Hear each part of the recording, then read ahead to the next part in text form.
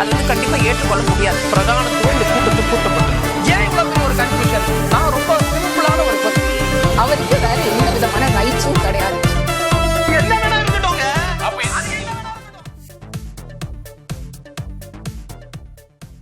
வணக்கம். நேர்பட பேசு நிகழ்ச்சிக்கு வரவேற்கிறோம். வரும் காலத்தில் அதிமுகவும் திமுகவும் இணைந்து செயல்பட்டாலும் ஆச்சரியப்படுவதற்கில்லை என்று மார்க்சிஸ்ட் கம்யூனிஸ்ட் கட்சியுடைய மாநில செயலாளர் திரு பே சண்முகம் ஒரு யூடியூப் நிறுவனத்திற்கு அளித்த பேட்டியில் குறிப்பிட்டிருக்கிறார். திமுகவுக்கு அதிமுக பங்காளி தான், இருவரும் இணைந்து செயல்பட்டால் என்ன, ஏன் இடதுசாரிகள் இது குறித்த விமர்சனங்களை வைக்கிறார்கள் அப்படின்னு திமுகவுடைய அமைப்பு செயலாளர் திரு ஆர் எஸ் பாரதி அதற்கு எதிர்வினை ஆற்றியிருக்கிறார். இதான் இன்றைய நேர்பட பேசுவின் பேசுபொருள். ஏன் தொடர்ந்து பேசப்படுகிறது திமுக அதிமுக கூட்டணி வாய்ப்பு என்ற தலைப்பில் பேச இருக்கிறோம். அரசியல் விமர்சகர் திரு பொன் வில்சன் பங்கேற்றிருக்கிறார். அரசியல் விமர்சகர் திரு நந்தகுமார் பங்கேற்றிருக்கிறார். பத்திரிகையாளர் திரு ஜீவசகாப்தன் இணைந்திருக்கிறார். பத்திரிகையாளர் திரு சுவாமிநாதன் பங்கேற்றிருக்கிறார். வணக்கம் விருந்தினர்கள் அனைவருக்கும். திரு சுவாமிநாதன், அதிமுக திமுக இணைந்து கூட்டணி ஆட்சி ஏற்படுத்த முயற்சித்தார்கள், எங்களுக்கு அதில் உடன்பாடு இல்லை, வெளியே வந்து விட்டோம் அப்படின்னு திரு பே சண்முகம் சில தினங்களுக்கு முன்பு குறிப்பிட்டார். இப்போ வரும் காலத்தில் திமுகவும் அதிமுகவும் இணைந்து செயல்பட்டாலும் கூட்டணி வைத்துக் கொண்டாலும் ஆச்சரியப்படுவதற்கில்லை என்ற இடத்திற்கு நகர்ந்திருக்கிறார். மீண்டும் மீண்டும் திமுக அதிமுக இணைப்பு குறித்தோ கூட்டணி குறித்தோ இணைந்து செயலாற்றுவது குறித்தோ திரு பே சண்முகம் கருத்தை முன்வைப்பதனுடைய பின்னணி என்ன? ஏன் அதுக்கு இவ்வளவு இம்பார்ட்டன்ஸ் கொடுக்கிறார்? முதல்ல இதுல 2 அடிப்படை காரணங்கள் இருக்கிறதா பாக்குறேன் சார். ஒன்று, இடதுசாரிகள் திமுக கூட்டணியில் தேர்தலை சந்தித்தாங்க. தேர்தலுக்கு பின்பு அவர்கள் தாவேகா அரசுக்கு ஆதரவு கொடுத்திருக்கிறார்கள். அப்ப தங்கள் மீதான விமர்சனத்தை அவர்கள் முதல்ல எதிர்கொள்வதற்கு இதை ஒரு கேடயமாக பயன்படுத்துறாங்க. நீங்க ஒரு உதாரணத்துக்கு சொன்னா, இன்னைக்கு மார்க்சிஸ்ட் கம்யூனிஸ்ட் கட்சி ஜெயித்திருக்கிற தொகுதிகள், ஒரு உதாரணத்திற்கு பத்மநாபபுரம் தொகுதி திமுக 20 ஆண்டுகளாக ஜெயித்து வந்த தொகுதி. கிட்டத்தட்ட நீண்ட நெடுங்காலமாக புஷ்பலீலா ஆல்பன், அதற்கு பிறகு 2-3 முறை மனோ தங்கராஜ் அவர்களே ஜெயித்த தொகுதி. அப்ப ஒரு அமைச்சர் தொகுதியை மார்க்சிஸ்ட் கம்யூனிஸ்ட் கட்சிக்கு விட்டுக் கொடுக்குறாங்க, அங்க செல்லசாமி ஜெயிக்கிறார். இப்படி இவர்களுக்காக சில தொகுதிகள் எண்ணிக்கை குறைக்கப்பட்டது, அதுல எல்லாம் மாற்று கருத்துக்கள் இருக்கிறது. பட் இடதுசாரிகளுக்காக சில சமரசங்களை திராவிட முன்னேற்ற கழகம் செய்திருக்கிறது. அப்ப இன்னைக்கு இவர்கள் கிட்டத்தட்ட தாவேகா பக்கம் நிற்கிறார்கள். அதே நேரத்துல இந்த அரசு மீது விமர்சனமும் செய்யறாங்க மார்க்சிஸ்ட் கட்சியில. இன்று கூட தூய்மை பணியாளர்கள் ஒரு 12 மாநகராட்சிகள்ல தனியார் துறைக்கே ஒப்படைக்கப்படுவதற்கான சில விஷயங்கள் வருகிற பொழுது எதிர்க்கிறாங்க. தொடர்ச்சியாக பல விமர்சனங்களை முன்வைக்கிறாங்க. அப்ப நீங்க ஒரு பக்கம் விமர்சனமும் செய்றீங்க, இன்னொரு பக்கம் அந்த கூட்டணியிலும் இருக்கிறீங்க என்பது போன்று பேசு பொருள் ஆவதற்கு முன்பு அதை இவர்கள் ஒரு பாதுகாப்பு அரணாக திமுக அதிமுக உடன்பாடு கூட்டணி எதிர்காலத்தில் வரலாம் என்பது அவர்களுக்கு ஒரு பாதுகாக்கப்பட்ட ஆட்டமாக இன்னைக்கு இடதுசாரிகளுக்கு இருக்கிறது. ஒன்று. இன்னொன்று, சண்முகம் அவர்கள் ஏதோ ஒரு பொத்தாம் பொதுவாக மற்ற கட்சிகளை போல பேசி கடந்து விடுகிறாரா அப்படின்னு கேட்டா அதுவும் இல்லை. இதற்கான சில சாத்திய கூறுகள் அவருடைய கோணத்தில் இருக்கிறது. அந்த அடிப்படையிலும் இவர்கள் சொல்றாங்க. பேபி அவர்கள் முதல்ல எழுதிய அந்த விஷயங்கள் அவர் பேசியதனாலதான் மார்க்சிஸ்ட் கம்யூனிஸ்ட் கட்சியினுடைய அகில இந்திய பொதுச் செயலாளர் பேசிய பின்புதான் தமிழ்நாட்டில் இது பேசு பொருளானது. அதுக்கு கடந்த காலம் நீங்கள் குறிப்பிட்டதை போல. இப்ப நிகழ்காலத்துல அவர் என்ன யூகிக்கிறார்னா, திமுக தன்னுடைய கூட்டணி கட்சிகளை எல்லாம் இழக்கிறது. திமுக இன்னைக்கு பெரிய கூட்டணிகளே இல்ல அவர்கள்ட்ட. கிட்டத்தட்ட இன்னைக்கு மதிமுகவும் அந்த செல் திசையை நோக்கிதான் போறாங்க. இந்திய யூனியன் முஸ்லீம் லீக் நேற்று அறிவித்திருக்கிறார்கள். அனைத்து கூட்டணி கட்சிகளும் இன்னைக்கு சற்றேறக்குறைய தாவேகா பக்கம் பிரதான கட்சிகள், கிட்டத்தட்ட கொள்கை அடிப்படையிலான கூட்டணி என்று சொல்லப்பட்ட கட்சிகள் இன்னைக்கு தாவேகா பக்கம் நகர்ந்துட்டாங்க. அது ஒரு நிலை. திமுக கூட்டணி கட்சிகளை இழந்திருக்கிறது. அதிமுக தங்கள் கட்சியினுடைய சட்டமன்ற உறுப்பினர்களே இழந்திருக்கிறது. 4 பேர் இன்னைக்கு ராஜினாமா செய்தவர்கள் தாவேகாவில் இணைந்திருக்காங்க. இன்னமும் ஒருவர் ராஜினாமா செய்தவர் எந்த பக்கம் என்பது கிட்டத்தட்ட அவரும் தாவேகா என்றாலும் அது உறுதி செய்யப்படாத நிலையில இருக்கு. அப்ப இந்த இடத்துலதான் சண்முகம் அவர்களுடைய யூகம் என்ன நினைக்கிறார்னா, திமுகவிடம் கூட்டணி இல்லை, அதிமுகவின் பழைய நிர்வாகிகள் இல்ல, முன்னாள் அமைச்சர்கள் எல்லாரும் வரிசையாக விலகிக் கொண்டே இருக்கிறார்கள். சனிக்கிழமைகள் தோறும் இணைப்பு விழா நடந்து கொண்டே இருக்கிறது. அப்ப இது 2ஐயும் அவர்கள் பொருத்துகிறார்கள். எதிர்காலங்கள்ல இன்னைக்கு தாவேகாவினுடைய பலத்தை அவர் மதிப்பிடுகிறார், அந்த பலத்தை அவர் சொல்ல முற்படுகிறார். அது நேரடியாக தாவேகா பலம் பெற்றிருக்கிறது என்று சொல்லாம திமுக அதிமுக கூட எதிர்காலத்தில் இணையலாம் என்கிற இடம் நோக்கி அவர் நகர்கிறார். இன்னைக்கு 34% எடுத்திருக்கிறது தமிழக வெற்றி கழகம். அந்த கூட்டணியில ஒரு கட்சிகளும் இல்ல, காங்கிரஸ் இல்ல, விடுதலை சிறுத்தைகள் இல்ல, யாருமே இல்லாமல் தான் தனித்துதான் எடுத்திருக்காங்க. பட் இவர்கள் அத்தனை வரையும் சேர்த்துக் கொண்டுதான் திமுக தோல்வி அடைந்திருக்கிறது. சில கட்சிகளும் திமுகவோடு தானே இருந்தன. அப்ப இத்தனை கட்சிகளுக்கும் தங்கள் இருப்பையும் உறுதி செய்ய வேண்டியிருக்கிறது. அது தாவேகாவிடம். தாங்கள் தொடர்ந்து அவங்களுக்கு ரொம்ப ஒரு விமர்சனம் தொடர்ந்து இருந்துகிட்டே இருக்குல்ல சார். இடதுசாரிகள் நிபந்தனையற்ற ஆதரவு கொடுத்திருக்காங்க. இந்த நிபந்தனையற்ற ஆதரவு எப்பொழுது வேண்டுமானாலும் விலக்கிக் கொள்ளும். அவங்க எத்தனை குரல் பேசிட்டாங்க. மார்க்சிஸ்ட் கம்யூனிஸ்ட் கட்சி கடந்த காலங்களில் இத்தனை குரல்கள் பேசியதே இல்லையே. அவ்வளவு குரல்கள் பேசிட்டாங்களே. நாங்க ஒரு நாளும் ஆட்சிக்கு நாங்கள் கொடுத்த ஆதரவை திரும்ப பெற மாட்டோம் பேசியிருந்தார் கடந்த காலங்கள்ல. அப்ப ஏதோ ஒரு வகையில அவர்கள் தாவேக்காவோடு இணக்கமாக செல்லவும் விரும்புகிறார்கள். அவர்கள் திமுகவோடு இருக்கிற பொழுது சாம்சங் போராட்டத்தை முன்னெடுத்தாங்க. கிட்டத்தட்ட 8 மணி நேர வேலையை 12 மணி நேரமாக மாற்றிய போது அதற்கும் எதிர்குரல் கொடுத்தாங்க. அப்ப இதுதான் மார்க்சிஸ்ட் கட்சி என்பதை தாவேக்காவுக்கு புரிந்து கொள்ள வைப்பதற்கும் அவர்கள் சிரமப்படுறாங்க. நாங்க இப்படிதாங்க இருப்போம். அதனால அவர்கள் என்ன செய்யறாங்கன்னா, நாங்க திமுகவோடு போகிற வாசலையும் நாங்க அடைத்து விட்டோம் என்பதை தங்களை நிரூபித்துக் கொள்ள வேண்டிய கட்டாயமும் அவர்களுக்கு இருக்கு. அது எல்லாம் சேர்த்துதான் இந்த ஆட்டம் ஆடுறாங்க அப்படின்னு பாக்க.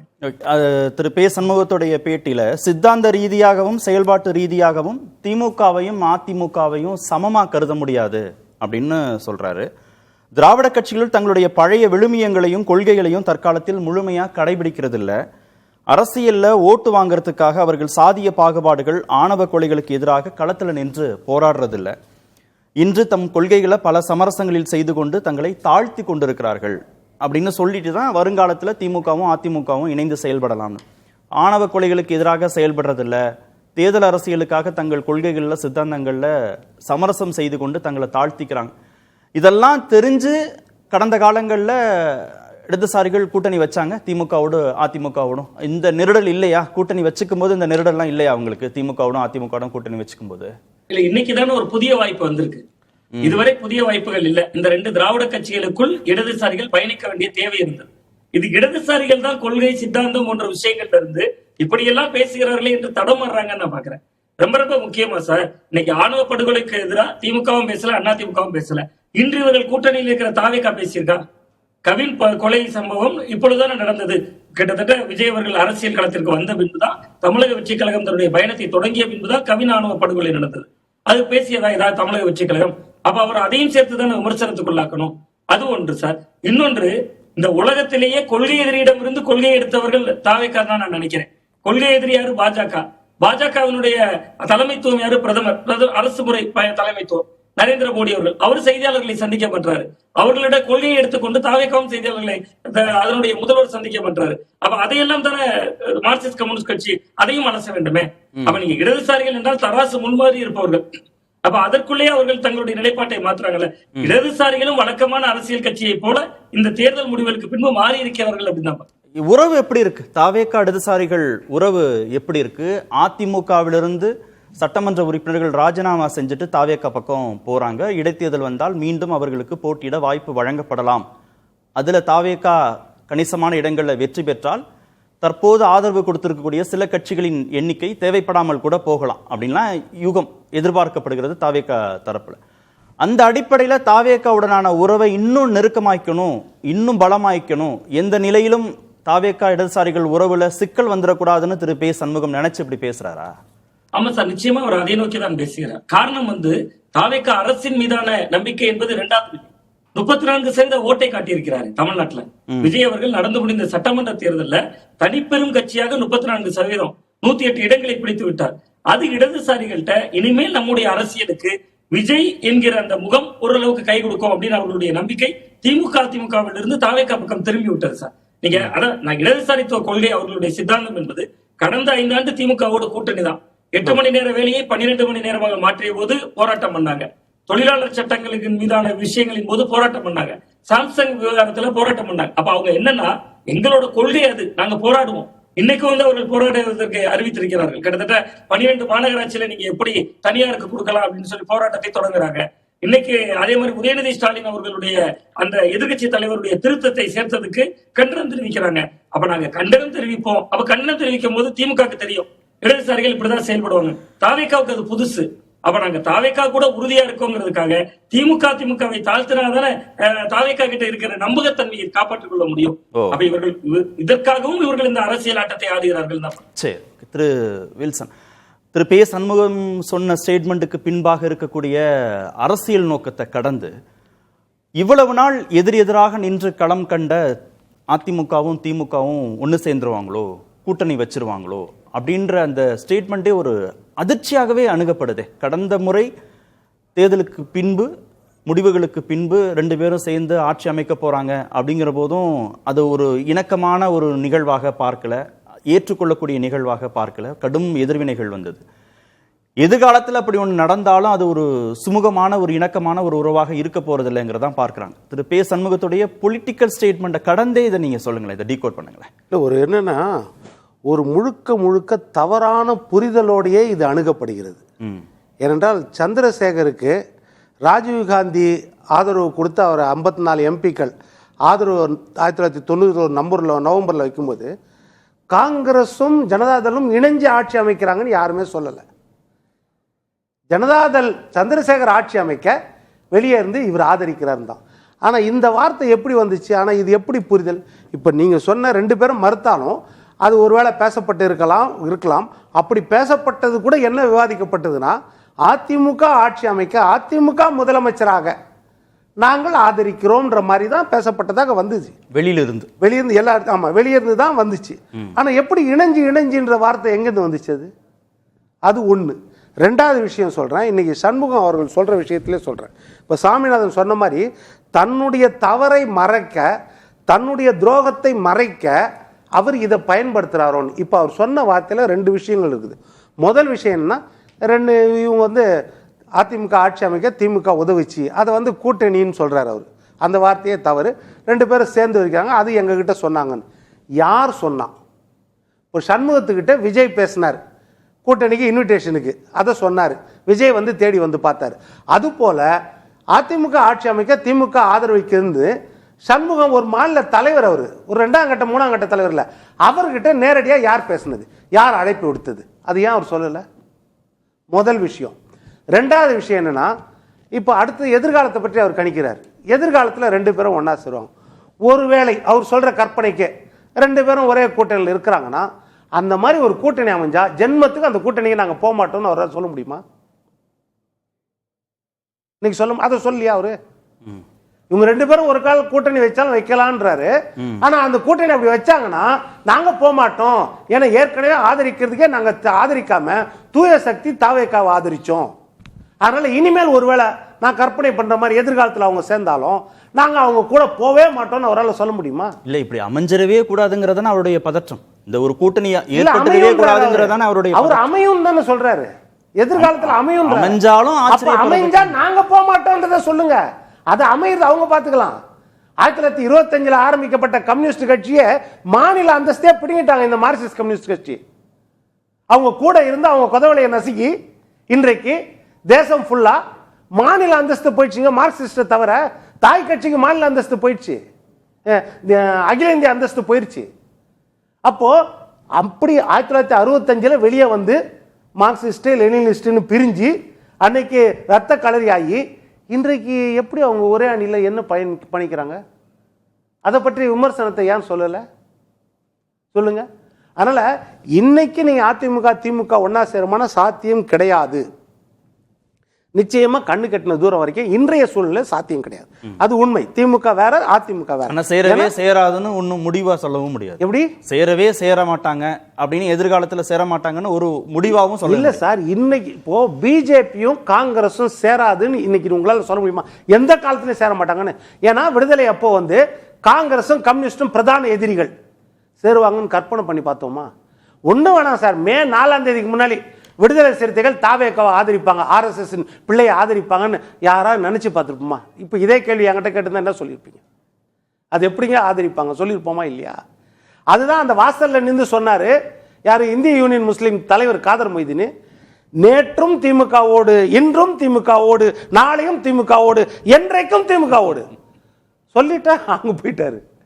அதனால இதை நம்ம சொல்லவே முடியாது, யார் கூட என்னென்னு சூழ்நிலை. ஆனால் இன்னைக்கு இருக்கிற சூழ்நிலை நீங்கள் சொன்ன யதார்த்தத்தில் பார்த்தீங்கன்னா 180 சீட்டு தாவேக்கா ஜெயிச்சிருந்தா நீங்கள் சொல்லலாம். நம்ம ஒரு அனுபவத்தில் சொல்லலாம், ஒருவேளை சேர வாய்ப்பு இருக்குது, இந்த 2 பேரும் ஒரே அணியில் வர வாய்ப்பு இருக்குது. 108 இடம் தானே சார். 108க்கு அவர்கள் சேர முயற்சித்தார்களான்னா நீங்க சொன்ன மாதிரி 2 பக்கத்துல யாராவது ஒருத்தர் முயற்சி இருக்கலாம், யாரோ 2-3 பேர் முயற்சி இருக்கலாம். அந்த முயற்சி கூட காரணம் என்னன்னா, அது திட்டமிட்ட முயற்சி கிடையாது. திட்டமிட்ட முயற்சியா 2 பக்கமே இருக்காது. என்ன முயற்சினா, ஒரு பக்கம் துரோக கூட்டணியில் தாங்க முடியவில்லை, துரோகம் செய்த கூட்டணி கட்சிகளை தாங்க முடியவில்லை. இன்னொரு பக்கம் துரோகம் செய்த கட்சி தாவலை தாங்க முடியவில்லை. நீங்க கட்சி தாவல இவங்க இணைஞ்ச பேர் போனாங்கலாம் நினைக்காதீங்க. அதெல்லாம் என்னைக்கு ரிசல்ட் வந்துச்சோ அன்னையில இருந்தே ரகசிய பேச்சுவார்த்தை நடந்துச்சு. கட்சியிலேருந்து வெளியே போறவங்க மறைமுகமா ரகசிய பேச்சுவார்த்தை நடந்துச்சு. அதனால அதெல்லாம் வந்து லீமா ரோஸ் அவர்களே வெளியே வந்து சொன்னாங்க, பேசி நிற்கிறோம்னு சொன்னாங்க. இதெல்லாம் நடந்திருக்குது.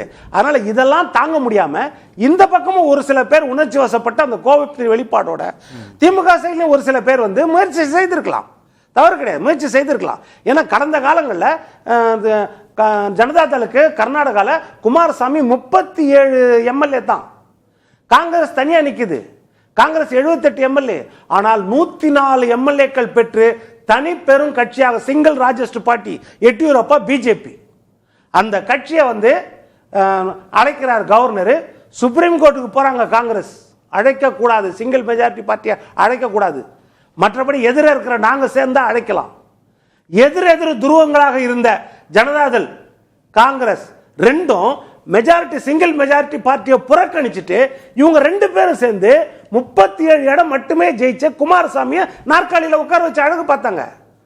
கடந்த காலங்களில் நடந்துச்சு. இது அதுக்காக இன்னைக்கு நடக்கும்னு சொல்ல, பட் நடந்திருக்குது அப்படின்றத நம்ம உதாரணம் காட்டுறோம்.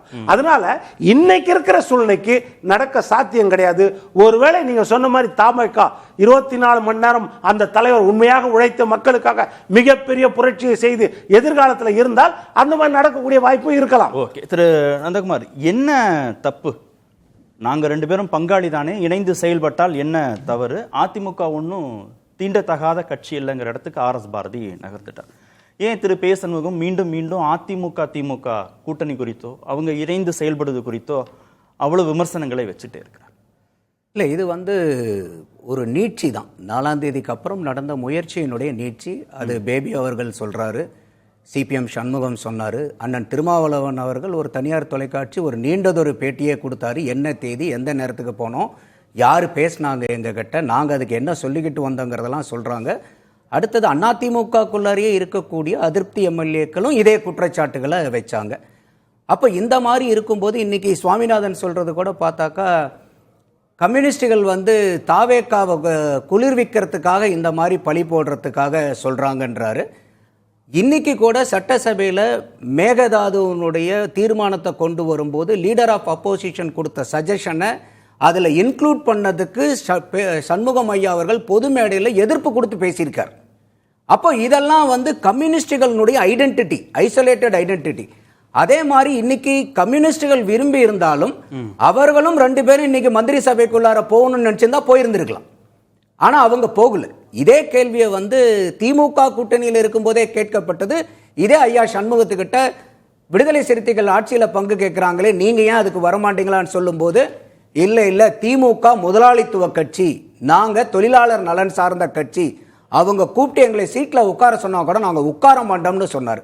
அதே மாதிரி இதே இன்டர்வியூல ஐயா சண்முகம் கொடுத்த இன்டர்வியூல என்ன சொல்றாருன்னா, நாங்க வாக்குக்காக அரசியல் செய்யக்கூடிய ஆட்கள் இல்லை, அதனால தான் இன்னைக்கு எந்த பிரச்சனையா இருந்தாலும் நாங்க களத்துல இறங்கி சாதிக்கு எதிரான போராட்டமா இருந்தாலும் சரி, ஆணவ படுகொலைக்கு எதிராக இருந்தாலும் சரி, அதெல்லாம் நாங்க போராடுறோம். அந்த இடத்துல தான் அவர் என்ன சொல்றாரு, திமுகவுக்கு விழுமியங்களும் கொள்கைகளும் ஆரம்ப கட்டத்தில் ஏராளமா இருந்துச்சு, அவங்க தேர்தல் வாக்கு தேர்தலில் மட்டும் அடிப்படையாக கொண்டு வந்தனால அதுல இருந்தெல்லாம் அவங்க நழுவி வந்துட்டாங்க. எங்களுக்கு வந்து இன்னைக்கு வெற்றி தோல்விங்கிறது முக்கியம் இல்லை, மக்கள் நலன் சார்ந்த பிரச்சனைக்காக நாங்க இருக்கிறோங்கும் போது இன்னைக்கு அவர்கள் சுவாமிநாதன் சொல்றது வந்து முற்றிலும் என்னால் ஏத்துக்க முடியாத வாதம். இது வந்து தாவேக்காவை குளிர்விக்கிறதுக்காக தான் அவங்க வந்து இந்த மாதிரிலாம் படம் போடுறாங்க. அவங்கள அதுக்கு ஆட்டோமேட்டிக்கா போய் அவங்கள இது பண்ணணும்னா போய் மினிஸ்டரா கூட உட்கார்ந்துருக்கலாமே. சரி, ஆணவ கொலைகளுக்கு எதிராக சரியா களமாடல திமுகன்னு சொல்றாருல திரு பே சண்முகம். ஆணவ கொலைகளுக்கு எதிரான ஒரு சட்டத்தை தாவேக்கா கொண்டு வரலைன்னா ஆதரவை விலக்கிக் கொள்வோங்கிற நிலைப்பாட்டை நோக்கி நகர்ந்துருவாரா அவர்? அது அவரை கேட்கணும். நம்ம அது மாதிரி கேள்வி யாராவது அந்த பத்திரிகையாளர் வச்சாங்கன்னா என்ன சொல்லணும்னு நம்ம பார்த்தோம். இப்ப வன்னி அரசு மாதிரி ஆட்கள் கூட அவருங்க இன்னைக்கு மந்திரி சபையில இருக்கும்போது கட்டாயமா நாங்க இந்த ஆணவ படுகொலைக்கு வந்து கேட்டு நம்ம சட்டமன்றத்தில் இதை சட்டமாக்குவோங்கிறத அவரும் சொல்றாரு. அப்போ ஒரு கூட்டணியில மந்திரி சபையா இருக்கும்போது இதுக்கெல்லாம் நிறைய சாத்தியக்கூறுகள் இருக்கு. தாவேக்காவை வந்து அவங்க வந்து கேட்டு கூட அந்த சட்டங்களை கொண்டு வரலாம், அந்த சட்டங்களை கொண்டு வரணும். அதுல எனக்கு எந்த மாற்று கருத்துமே கிடையாது. இல்ல, ஒரு கூட்டணிக்கு வந்த பிறகு, ஒரு கூட்டணியில இருக்கிறாரு, தேர்தல் முடிவுக்கு பிறகு இன்னொரு கூட்டணிக்கு வர்றாரு. வந்த பிறகு ஏற்கனவே இருந்த கூட்டணி குறித்தும் ஏற்கனவே இருந்த கூட்டணிக்கு தலைமையேற்ற கட்சி குறித்தும் இன்னொரு கட்சியான அதிமுக குறித்தும் அவங்க இணைந்து செயல்படுவது குறித்தும் ஏன் மீண்டும் மீண்டும் கருத்தை தெரிவிக்கணும்? அதுல என்ன இருக்குன்னு அதுல இருக்கக்கூடிய பொலிட்டிக்கல் இம்பார்ட்டன்ஸா என்ன நினைக்கிறாரு திரு பே? இல்லை, இப்போ இது வந்து அவர் மட்டும் பேசலைங்க. இப்போ நீங்க அதுக்கப்புறம் வந்து பாத்தீங்கன்னா ஆர்எஸ் பாரதி கொடுத்த இன்டர்வியூல கூட என்ன சொல்றாரு, அது என்னங்க தீண்டத்தகாத கட்சியா, நாங்க ஒன்றும் பகையாளிகள்லாம் கிடையாதுங்க, எதிர்காலி தாங்க. பே சண்முகத்தின் பேட்டிக்கான எதிர்வி. அதை தான் சொல்ல வரேன். அப்போ அந்த இடத்துல இது நடக்காதுன்னு கூட அவர் சொல்லல. ஏன் சொல்லணும்? அதுதான் இப்ப நீங்க ஏன் சொல்லணும்னு கேக்குறீங்க. பாத்தீங்களா, பீகார்ல நடந்திருக்கு, அதுதான் மகாராஷ்டிரால நடந்திருக்கு, தேசிய அளவுல நடந்திருக்கு. இரு துருவங்களாக இருந்த இடதுசாரிகள் ஒன்னு சேர்ந்து களத்துல நிக்கிறாங்க. காங்கிரஸோட முரண்பட்ட இடதுசாரிகள் இன்னைக்கு நிக்கிறாங்க. மாநில கட்சிகள் பீகார்ல முரண்பட்டு நின்னாங்க, ஒன்னு சேர்ந்திருக்காங்க. மகாராஷ்டிரால ஒன்னு சேர்ந்திருக்காங்க. காலத்தின் தேவை, சூழல், ஒரு புதிய எதிரி வந்தாச்சு, எதிர்கொள்ளணும்னா ஸ்ட்ராட்டஜியை, வியூகத்தை மாத்தி அமைக்க வேண்டிய கட்டாயம் அந்த கட்சிகளுக்கு இருக்கா இல்லையா? அந்த அடிப்படையில தானே சிபிஎம் அவர்கள் சண்முகம் சொல்லாருன்னு நம்ம எடுத்துக்கணும். அதை ஏன் சொன்னாருன்னா இதுதான் நிதர்சனமான உண்மை. இன்னைக்கு தரம் தாழ்ந்து செயல்படுறாங்கங்கிற விமர்சனத்தை வைக்கிறாரு. இல்ல, அது வந்து அது எதுக்காக வைக்கிறாங்கன்னா, இவரு வந்து ஏற்கனவே அந்த போன கட்சிகள் பூரா எங்களுக்கு துரோகம் பண்ணிருச்சு, முதுகுல குத்திருச்சுங்கன்றாங்க. ஒண்ணு இல்ல, 1998 திமுக இங்க தமிழ்நாட்டில் யாரு கூட கூட்டணியில இருந்து தேர்தலை சந்திச்சாங்க? 6 சீட்டு 5 சீட்டு திமுக ஜெயிக்குது, 3 சீட்டு தமாக ஜெயிக்குது. கம்யூனிஸ்டுகள் வந்து எந்த சீட்டும் ஜெயிக்கல. 99 அம்மையார் ஜெயலலிதா அவர்கள் வந்து வாஜ்பாய் அரசாங்கத்துக்கு ஆதரவுக்கு நீக்கின உடனே அன்னைக்கு நீங்க போய் திமுக போய் பாரதிய ஜனதாக்கு ஆதரவு கொடுத்தீங்களா இல்லையா? அப்ப கூட்டணியில் இருக்கிறவங்க பூரா நீங்க நெஞ்சில குத்திட்டு போனீங்கன்னு கேட்டாங்களா? அன்னைக்கு அதே பாரதிய ஜனதாவை எதிர்த்து தானே சார் திமுக 5 MP ஜெயிச்சீங்க நீங்க. அப்ப எந்த தார்மீக உரிமையில போய் நீங்க பாரதிய ஜனதாவை ஆதரவு கொடுத்தீங்க? அப்ப இன்னைக்கு வந்து நீங்க திமுக கூட்டணியில இருந்து ஜெயிச்சு தாவேகா போற கூட்டணி கட்சிகளை துரோகம் பண்ணிட்டாங்க, நெஞ்சில குத்திட்டாங்க, முதுகுல குத்திட்டாங்கன்னு சொல்ற தார்மீக உரிமை திமுக எங்க இருந்து வருது?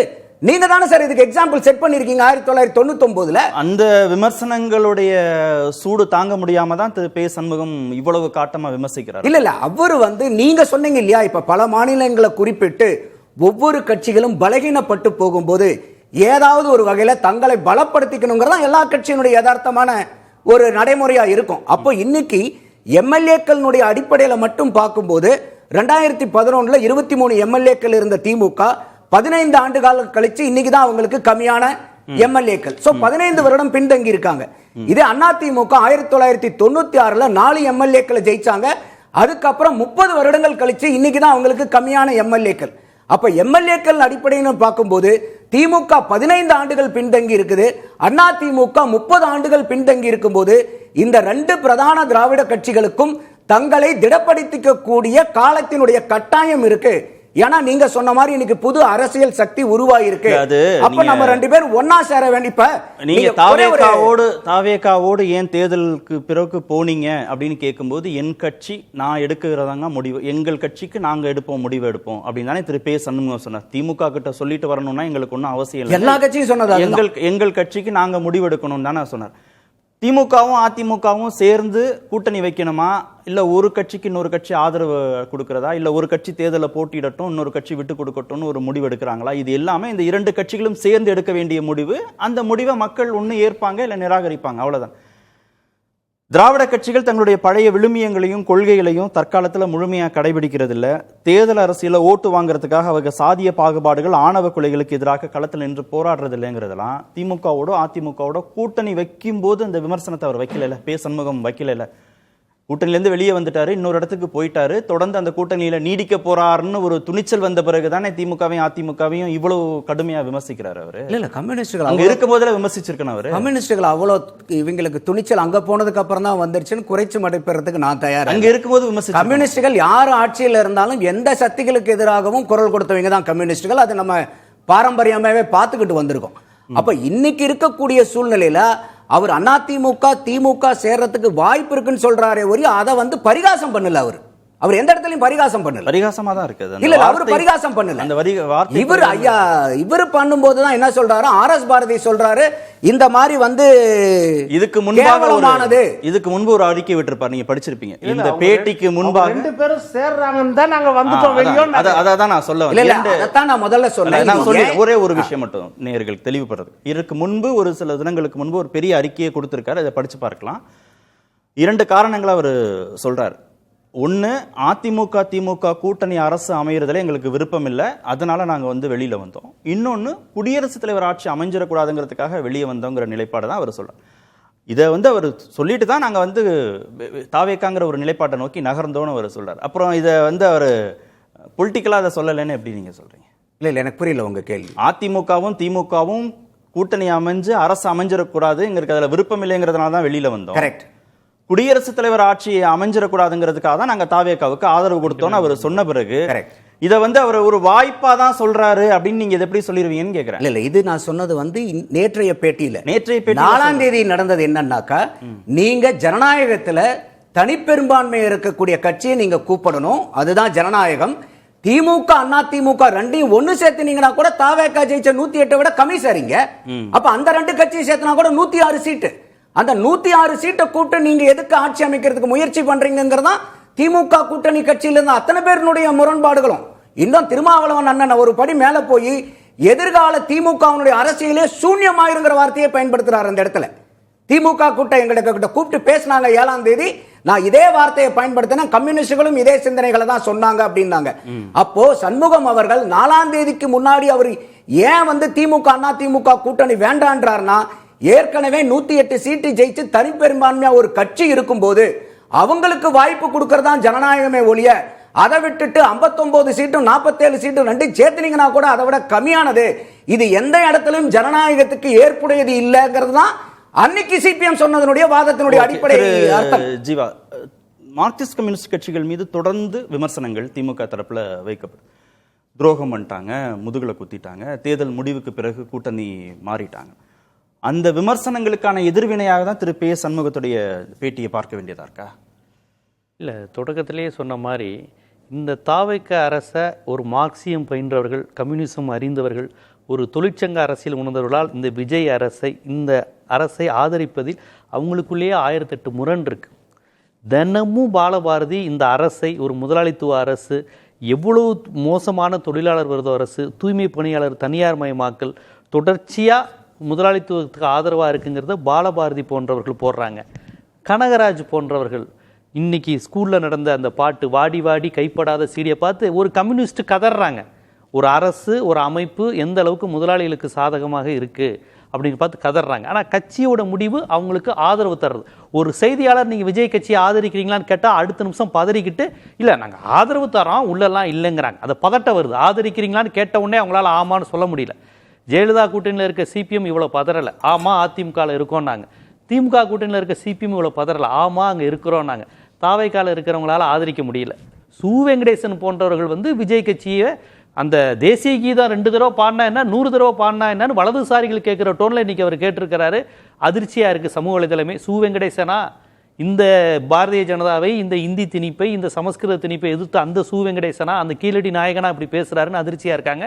அவர் பக்கத்தில் நிர்மல் குமார் உட்காந்துருக்கிறாரு. ஓகே, ஸோ சு வெங்கடேசன் போன்ற நபர்களுக்கு விஜய் கட்சி ரொம்ப பிடிச்சிருக்கு. மற்றபடி கட்சி கட்டமைப்பு, இந்த கட்சியை நேசித்து வளர்ந்த டைஃபி சில்வா போன்றவர்கள், கனகராஜ் போன்றவர்கள், பாலபாரதி போன்ற பலரும் வந்து உள்ளுக்குள்ளே வந்து அப்படியே ஒரு முரண்பாடான அரசியல் சூழலில் மாட்டிக்கிட்டோமே, ஒரு சிக்கலான சூழல் இருக்கே, இப்படிப்பட்ட ஒரு மக்களும் அமைஞ்சிட்டாங்களேன்னு ஒரு பதட்டத்தில் இருக்கிறாங்க. இல்லை, அவ்வளவு பதற்றம் அடைகிறதுக்கு என்ன இருக்கு? தவேக அரசுல இவங்க பதற்றம் அடைவதற்கான சூழல்னு என்ன? தனியார் மையத்துக்கு எதிரான கான்செப்ட் இருக்கா? திமுக அரசின் மீது, திமுக அரசினுடைய முற்போக்கு திராவிட கொள்கைகளை மீறி அவர்கள் செய்தது அதையெல்லாம் சரி செய்யக்கூடிய தன்மைகள் இருக்கா? பாஜக எதிர்ப்புல திமுகவை மிஞ்சிட்டாங்களா? எதில் இவங்க வந்து பாஜக எதிர்ப்புல இருந்து எந்த அடிப்படையில் இவங்க திமுக அரசை மிஞ்சி இவங்க செயல்பட்டுக்கிட்டு இருக்காங்க? சிபிஎம் அதை ஆதரிக்க முடியும்?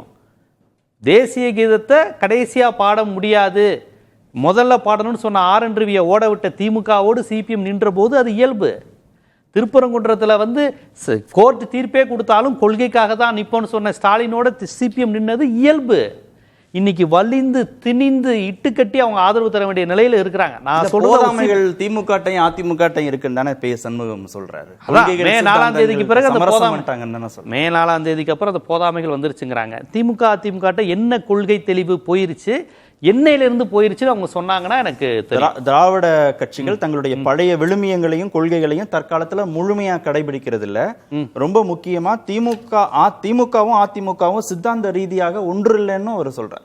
திமுகவுடைய பின்பற்றல்களும் அதிமுகவுடைய பின்பற்றல்களும் ஒண்ணு இல்ல ரெண்டையும் சமதளத்துல வைக்க முடியாதுங்கிறதையும் அவர் சொல்றாரு. திமுக ஒருபடி உயர்த்தி சொல்றாரா? அந்த அப்படியாக புரிந்து கொள்ளலாம் அந்த வார்த்தை பதிவுகள்ல இருந்து. சரி, அது எப்படி சித்தாந்த வேணாலும் ரீதியாகவும் செயல்பாட்டு ரீதியாகவும் அதனாலதான் இப்ப கூட்டணி விட்டு வெளியே வந்திருக்கிறாங்களா? அதனால வந்திருக்கிறாங்களா? இப்ப சித்தாந்த ரீதியான தெளிவு இல்லைன்னா எதுல?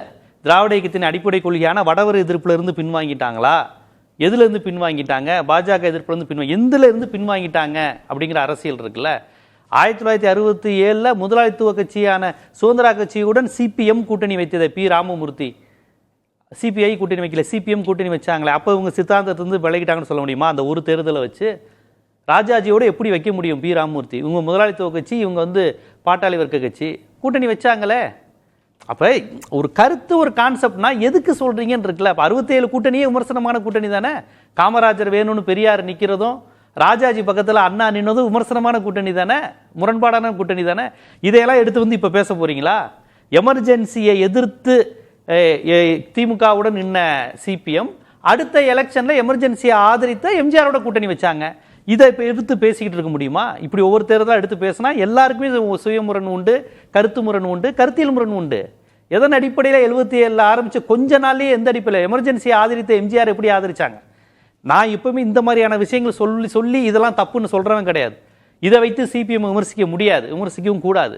ஆனா இப்ப நீங்க சொன்னீங்கன்னா இதுல என்ன லாஜிக் இருக்குங்கிறேன். இப்ப இவங்க சொல்லியிருக்கிறதுல ஏதாவது ஒரு லாஜிக் இருக்கா? என்ன லாஜிக் இருக்குன்னா, நாங்க எதிர்பார்த்த மாதிரி அதிமுகவும் திமுகவும் கள செயல்பாடுகள்ல கட்சிகளாக அரசுகளாக இல்ல. ஓ, இப்ப 50 ஆண்டு காலம் மீள்பார்வையாது. அந்த நம்பிக்கை ஒருவேளை அவர்களுக்கு தாவேகா மீது அவங்களுக்கு திரும்பி இருக்கலாம். எதிர்காலத்தில் அவங்களுடைய செயல்பாடுகள் அந்த நம்பிக்கையை தரும்.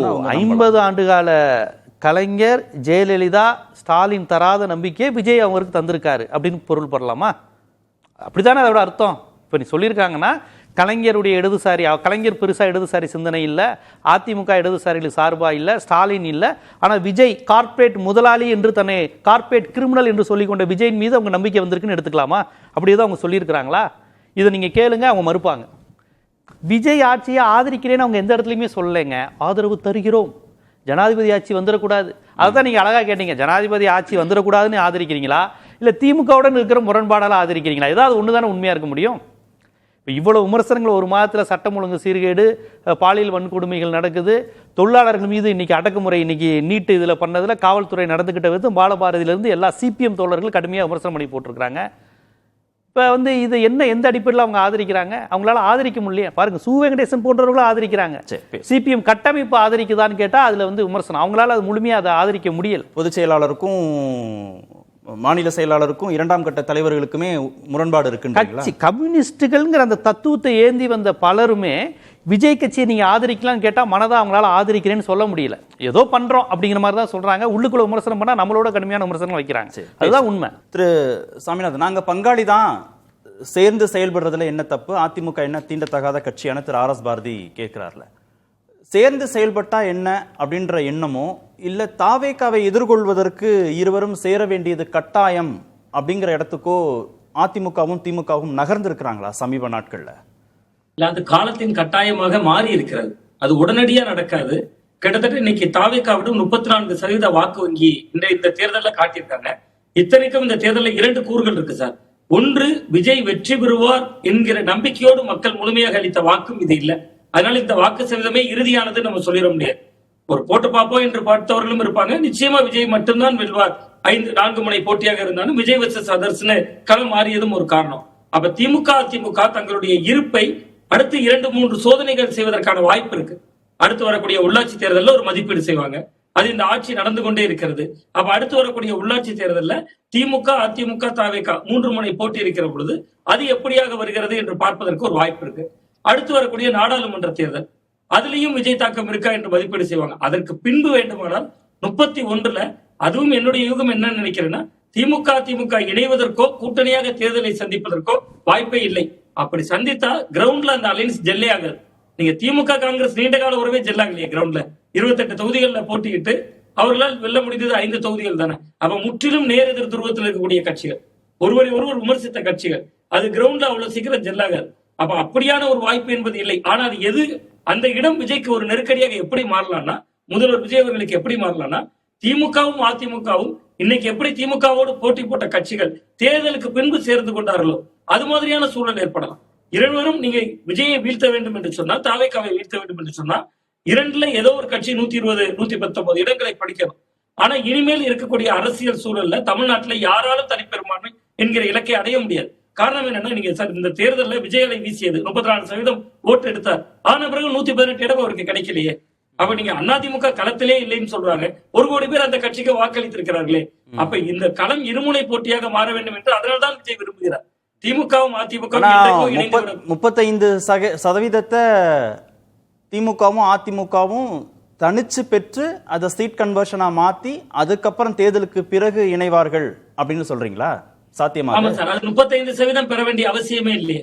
இவர்கள் ஒரு 70 தொகுதி வென்றால் போதும், அவர்கள் ஒரு 50-60 தொகுதிகள் வென்றால் போதும். தேர்தலுக்கு பின்பு சரிபாதி அமைச்சரவை 31ல நீங்க அதற்கிடையில திமுக அதிமுக இரண்டுமே தங்களை தக்க வைக்க போராடுவாங்க. அது உள்ளாட்சி தேர்தலில் நடக்கும், அடுத்து வரக்கூடிய நாடாளுமன்ற தேர்தலில் நடக்கும். அந்த விஷயங்கள்ல திமுக கை ஓங்குகிறதா அதிமுக கை ஓங்குகிறதா, இல்ல 2 பேரையும் வீழ்த்தி தாவேக்கா தான் ஓங்குகிறதுன்னு அது நடந்து விடலாம். ஒருவேளை இதுல ஏதோ ஒரு இயக்கம் மீண்டுச்சு, திமுக மீண்டு விட்டது அல்லது அதிமுக மீண்டு விட்டதுன்னா அதற்கான வாய்ப்பு இருக்காது. அவர்கள் தன்னித்தே ஆட்சி அதிகாரத்தை நோக்கி நகர்வாங்க. திரு வில்சன், தாவேக்கா இதே பலத்தை தக்க வைக்குது, இல்ல இதை விட கூடுதல் செல்வாக்கு அடையுது அப்படின்னா அந்த கட்சியை எதிர்கொள்வதற்கு திமுக அதிமுக இணைவது காலத்தின் கட்டாயம். ஒருவேளை ஆட்சி அதிகாரத்தில் ஏதேனும் அதிருப்தி ஏற்பட்டு தாவேக்காவுடைய செல்வாக்கு குறையுதுங்கிறத உள்ளாட்சியிலேயோ இடைத்தேர்தலையோ நாடாளுமன்ற தேர்தலையோ முடிவுகள் வெளிப்படுத்தினாதான் தனித்து போட்டிங்கிற இடத்துக்கு திமுக அதிமுக நகர முடியுமா? இல்லை, இதில் ஒரு விஷயம் நீங்கள் பார்க்கணும். ஒரு ஒரு சம்பவம் நடந்துச்சுன்னா போஸ்ட்மார்ட்டம் ரிப்போர்ட்னு இருக்கும். அந்த போஸ்ட்மார்ட்டம் ரிப்போர்ட்டில் உண்மைகள் வந்துடும். அதற்கு முன்னாடி உண்மைகளை கணிக்க முடியாது போயிருக்கலாம். ஆனால் போஸ்ட்மார்ட்டம் ரிப்போர்ட்டில் எக்ஸாக்டாக உண்மை வந்துடும். அதுபோல் தாவேக்காவுடைய செல்வாக்கோ சக்தியோ எவ்வளோன்னு தேர்தலுக்கு முன்னாடி கணிக்க தவறி இருக்கலாம் மற்றவர்கள். ஆனால் தேர்தல் முடிஞ்சவொடனே கணிச்சிட்டாங்க இந்த வெற்றி எப்பேற்பட்ட வெற்றி, எப்படி கிடைத்த வெற்றி. அதை எடப்பாடியார் பேசும்போது அதை தன்னுடைய நிர்வாகிகிட்ட தெளிவாக சொல்கிறாரு. நம்மளுக்கு எதிரி தாவேக்கா கிடையாது, இது தற்காலிக வெற்றி தான். உங்களுக்கு நம்மளுக்கு நிரந்தர எதிரி திமுக தான். இந்த வெற்றி எப்படி ஏறுமுகமாச்சோ அதே விதத்தில் அவங்களுக்கு இறமுகமாகவும் வழி இருக்குதுன்றத போஸ்ட்மார்ட்டம் ரிப்போர்ட் நம்ம கணிக்கலாம். ஏனென்றால் வெற்றியை கணிச்சிருக்க முடியாது, தவறு பண்ணிட்டாங்க, எல்லாருமே தவறு பண்ணியாச்சு. ஆனால் வெற்றி பெற்ற பிறகு எப்படி பெற்றார்கள் அப்படின்றத எல்லா இடத்துலையும் தெரியுது. ஒரே ஒரு உதாரணம் சொல்லலாம். ஆயிரக்கணக்கான காணொலிகளை நீங்க பார்த்திருப்பீங்க. பச்சிளம் குழந்தைகள் அழுவுறத நீங்க விஜய் மாமாக்கு ஓட்டு போடணும்னு அம்மா அப்பா தாத்தா பாட்டி கிட்ட சொல்றத அழுவுறத எல்லா இடத்துலையும் பார்த்தோம். அதே மாதிரி பெரியவர்கள் கொடுத்த வாக்குமூலத்தையும் பார்த்தோம்.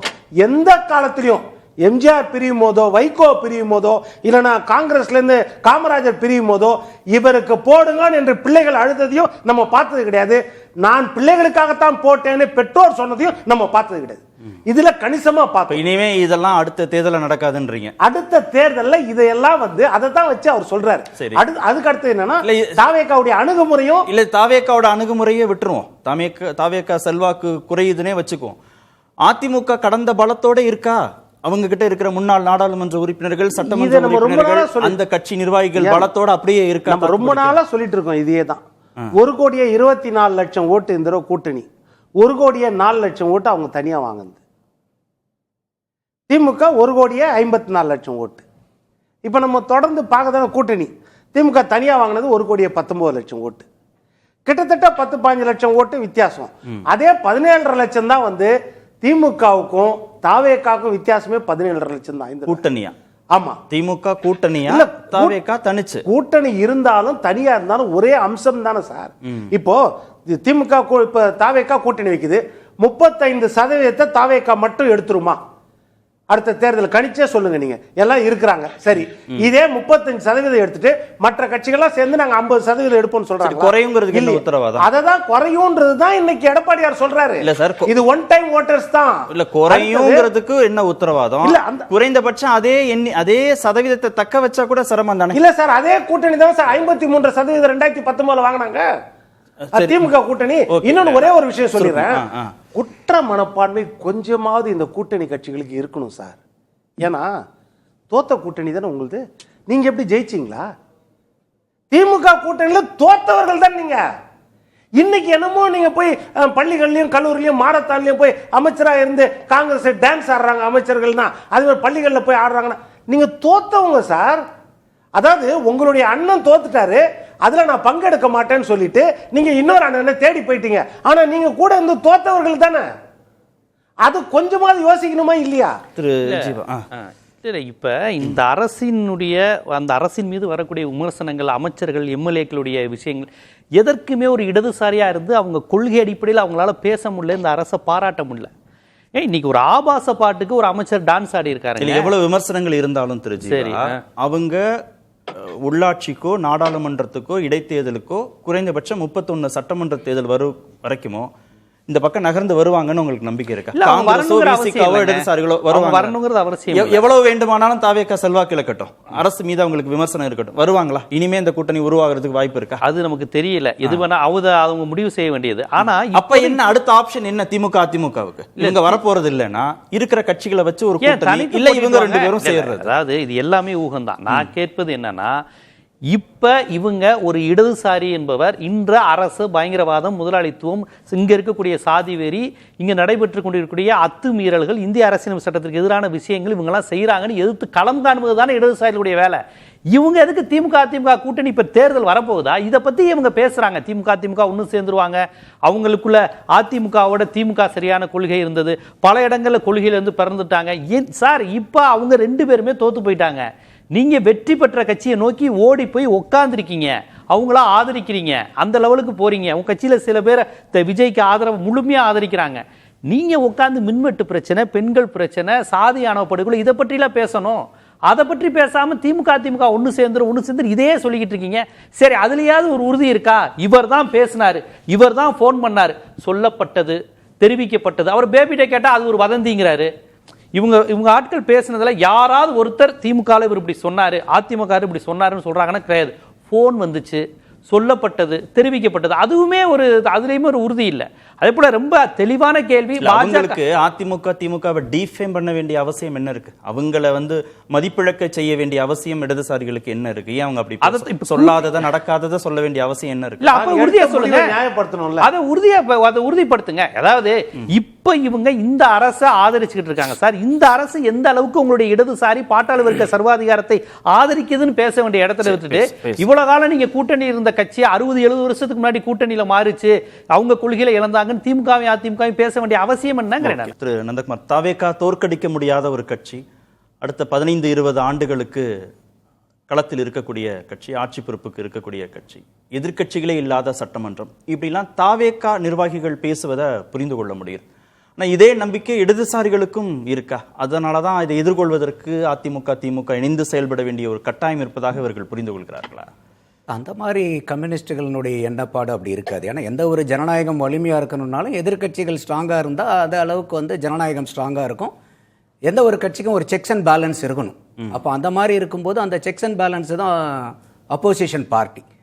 அப்போ ஆப்போசிஷன் பார்ட்டியே இல்லைன்னாக்கா தென் அப்சல்யூட் பவர் கரப்ட்ஸுங்கிற மாதிரி ஆகிடும். ஸோ அது ஜனநாயகத்துக்கு நல்லது இல்லை. கம்யூனிஸ்டுகள் என்றைக்குமே அந்த மாதிரி ஒரு ஒரு அசுர பலத்தை லைக் பண்ணாத ஆட்கள் தான் அவங்க. ஸோ அதனால் அதுக்காக அவங்க சொல்கிறாங்கங்கிறதெல்லாம் கிடையாது. இன்னைக்கு இருக்கக்கூடிய சூழ்நிலையில் அவங்க சொல்கிறது என்ன காரணத்தினுடைய அடிப்படையில் பேசுகிறாங்கன்னா, பல இடத்துல திமுக தலைவர்கள், முன்னணி தலைவர்களே கூட்டணியில் இருந்து போகிறவங்க பூராமே துரோகம் செஞ்சு போயிட்டாங்க, முதுகில் குத்திட்டு போயிட்டாங்க, எங்ககிட்ட பர்மிஷன் கேட்டு போயிருக்காங்க, எங்ககிட்ட சொல்லிட்டு போயிருக்காங்கும் போது இந்த கூட்டணி கட்சிகள் எல்லாம் திமுகவினுடைய எக்ஸ்டெண்டட் விங்ஸ் கிடையாது. Communist CPI wing of DMK, CPM wing of DMK கிடையாது. அவங்க ஒவ்வொரு கட்சி கூட்டணிங்கிறதே ப்ரீபோல் அலையன்ஸ் தான். அது தேர்தல் முடிஞ்சுட்டு அதுக்கப்புறம் லிட்டரலி பார்த்தீங்கன்னா அந்த கூட்டணி கிடையாது. ஆனால் இவங்க 2017 தொடர்ந்து அந்த கூட்டணியே பயணிச்சுக்கிட்டு இருந்தனால எல்லாருமே ஒண்ணு மண்ணும் ஆயிட்டாங்க. இது நம்ம தேர்தலுக்கு முன்னாடியே பல நேரத்தில் சொல்லிக்கிட்டு இருந்தோம். திமுக கூட்டணி மட்டும் நம்பிக்கிட்டு இருக்கு. தேர்தலுக்கு பிறகு வேறு முடிவுகள் வந்தாலும் இவங்க போக மாட்டாங்கன்னு திமுக நம்பிடுச்சா? they have taken it for granted. இது எல்லாமே நம்மளுடைய விங்ஸ் மாதிரி ஆபரேட் பண்ணிட்டு இருக்காங்க போல இருக்கு. அதனால நம்மளை விட்டு கட்சியை விட்டு ஆட்கள் போகாத மாட்டாங்கங்கிற மாதிரி கட்சியும் போகாது. எப்படி சார் ஒரு கட்சிக்குன்னு அவங்களுக்குன்னு உரிமை இருக்கு, அவங்களுக்குன்னு ஜனநாயகம் அது இருக்கு, திமுக அவங்களுக்கு பொருந்தாதா? முடிவெடுக்கக்கூடிய திறன் இருக்கு. இல்ல இதெல்லாம் திமுக அதிமுக பொருந்தாதா? கட்டாயமா இருக்கும், ஏன் இருக்க கூடாது? அப்ப அதுல ஏன் சண்முகம் கருத்து சொல்றாரு அவங்க கூட்டணி வைக்கிறதுல? இல்ல விமர்சனம் இப்ப நம்ம கூட பண்ணலாம். அந்த மாதிரி வந்து அவர் ஒண்ணும் தப்பு சொல்லியே. ஐயோ பாருங்க இந்த ரெண்டு பேரும் ஒன்னா சேர்ந்து தமிழ்நாட்டை வந்து குட்டிச்சவராக போயிருக்காங்களே, அதனாலதான் வெளியே வந்தோனே சொல்லிட்டாரு. இல்ல அவர் நான் திருப்பி அதை தான் உங்களுக்கு ரீட்ரேட் பண்றேன். சரி. 4ஆம் தேதி அன்னைக்கு இவங்க ரெண்டு பேரும் பேசினது வந்து ஜனநாயகத்துக்கு விரோதமான செயல். ஏன்னா உங்க ரெண்டு கட்சியை கூட்டினா கூட 106 சீட்டு தான், அதை விட தாவேகா 108 சீட்டு வச்சிருக்கும் போது அந்த மாதிரி ஒரு முயற்சியை நீங்க எப்படி எடுக்கலாம்? அது தவறு. செய்திக்கு நேரமாச்சு, நடந்தா பாப்போம். 108 கூட 5 காங்கிரஸ், இல்ல, இல்ல, 108 தாவேகா. நன்றி நன்றி நன்றி. அது கண்டிப்பா ஏற்றுக்கொள்ள முடியாது. பிரதானத்துவம் இந்த கூட்டத்தில் கூட்டப்பட்டது. ஏன் இவ்வளவு பெரிய ஒரு கன்ஃபியூஷன்? நான் ரொம்ப சிம்பிளான ஒரு question. அவருக்கு வேற எந்த விதமான ரைட்ஸும் கிடையாது.